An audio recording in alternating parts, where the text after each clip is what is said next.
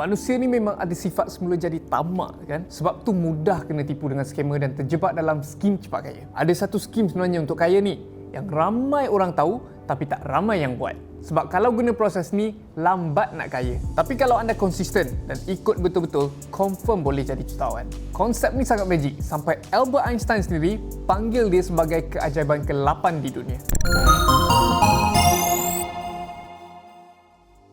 Konsep yang saya nak share kali ini ialah konsep compound interest ataupun faedah compound. Compound interest adalah faedah yang dikira ke atas modal dan faedah yang terkumpul atau lebih mudah lagi, faedah ke atas faedah. Bila kita melabur dan dapat profit, instead of kita keluarkan profit tu, kita biarkan saja dan reinvest. Kaedah ni adalah kaedah yang paling mudah untuk kita nak gandakan wang. Cuba tengok 3 perbezaan ni antara kita menyimpan je, melabur tapi keluarkan profit, dan melabur dan reinvest. Katakan saya ada RM1,000 dengan pulangan 10% setahun dalam jangka masa 20 tahun. Dalam garisan kuning tu saya simpan saja, tak melabur. Lepas 20 tahun jumlahnya kekal sama RM1,000. Tapi ingat, kita rugi sebab nilai dia dah berkurang disebabkan inflasi. Dalam garisan biru, saya melabur tapi sentiasa keluarkan profit. Dapat saja profit setiap tahun saya keluarkan.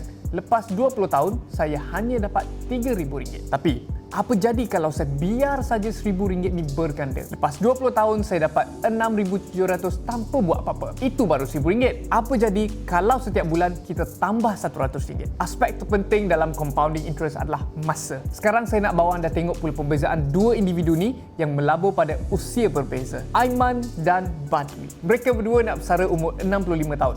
Mula melabur dengan RM1,000 sebulan, top up 100 dan dapat pulangan 10% tahunan. Bezanya, Aiman melabur pada usia 20 tahun dan Badli melabur pada usia 30 tahun. Aiman dan Badli kedua-dua pakai strategi compound interest. Pada usia 65 tahun, Aiman dah bersara sebagai jutawan dengan jumlah pulangan RM1,136,604. Panjang hidup, Aiman hanya deposit sebanyak RM54,000 saja untuk pulangan sejuta lebih ni. Badli pula macam mana? Sebelum saya share jumlah pulangan Badli, jangan lupa tekan subscribe dan klik butang notification supaya anda tak miss perkongsian akan datang. Nanti anda boleh study balik bila nak buat kira-kira untuk plan persaraan anda sendiri. Badli pula, pada usia 65 tahun, bersara dengan jumlah wang RM412,302. Jumlah deposit Badli adalah RM42,000, bezanya RM10,000 saja dengan Aiman. Nampak tak betapa besarnya perbezaan jumlah akhir pelaburan? Dengan hanya melabur lebih awal, anda boleh cepat-cepat gandakan duit anda. Makin lama anda tangguh, makin banyak anda rugi sebenarnya. Apa kesimpulan yang kita boleh dapat di sini? Pertama, masa adalah penyumbang terbesar dalam membina kekayaan. Bukan skill trading dan bukan dengan buka account cost brokerage yang paling rendah.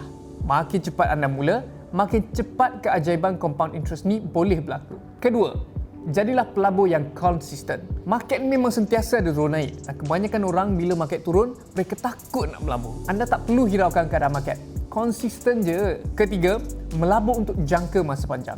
Kita perlu beri masa untuk pelaburan kita tu berkembang. Kalau asyik cut loss pun tak boleh juga. Sampai bila nak cut loss? Sekarang ni, anda dah tahu tentang compounding interest dan saya ada homework sikit untuk anda. Katakanlah hari tu, saya keluarkan RM10,000 daripada KWSP. Kemudian, saya invest pada pelaburan yang beri saya 10% tahunan dan saya biar duit tu berkembang selama 45 tahun. Saya tak ada tambah apa-apa kepada modal asal. Selepas 45 tahun, berapa jumlah pelaburan yang saya dapat? Cuba kongsikan jawapan dekat bawah. Anda tentu terkejut dengan potensi RM10,000 jika dilaburkan dengan betul. Alright, setakat itu saja daripada saya. Nak belajar cara cari pulangan 10% tahunan? Klik link di bawah untuk belajar dalam seminar kami. Assalamualaikum dan stay safe guys. Kita jumpa dalam video akan datang.